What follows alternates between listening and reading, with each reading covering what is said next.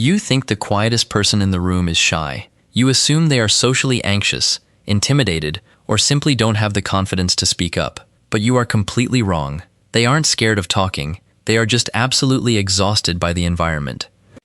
Over the next few minutes, we are going to completely redefine what it means to be silent. I am going to expose the hidden psychology of selective communication, why the quietest people are actually the most authentic, and the exact reason why they refuse to give you their energy. People love to look at someone and say, "You don't talk much," but that is a fundamental misunderstanding of human behavior. Quiet people are not inherently quiet. They are simply operating a highly advanced social filter.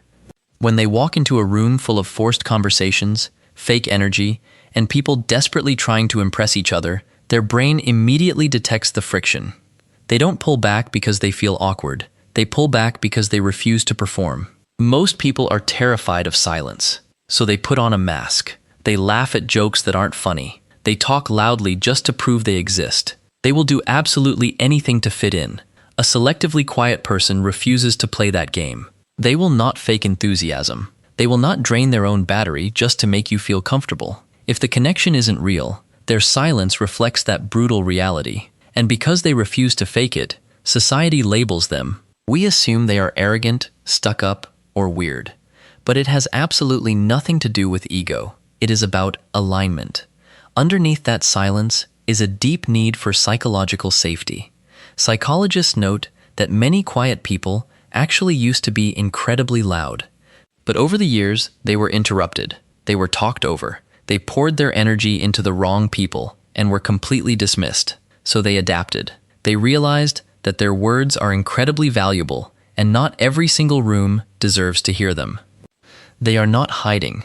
They are aggressively protecting their peace. When they enter a new environment, they are not shrinking into the corner. They are running a diagnostic test. They are watching how people treat each other. They are noticing who dominates the conversation and who actually listens. They are mapping the entire social dynamic of the room before they decide how much of themselves to reveal. They don't speak just to fill the dead air. They speak when they know their words will actually carry weight. And when they finally find a group of people they actually trust, everything changes. The walls drop. They become loud, hilarious, expressive, and completely unfiltered. Because they don't measure a connection by how much noise is being made, but by how real it feels. If someone is quiet around you, it doesn't mean they don't know how to speak. It means they have evaluated the environment, and they have decided that it isn't safe to drop their guard.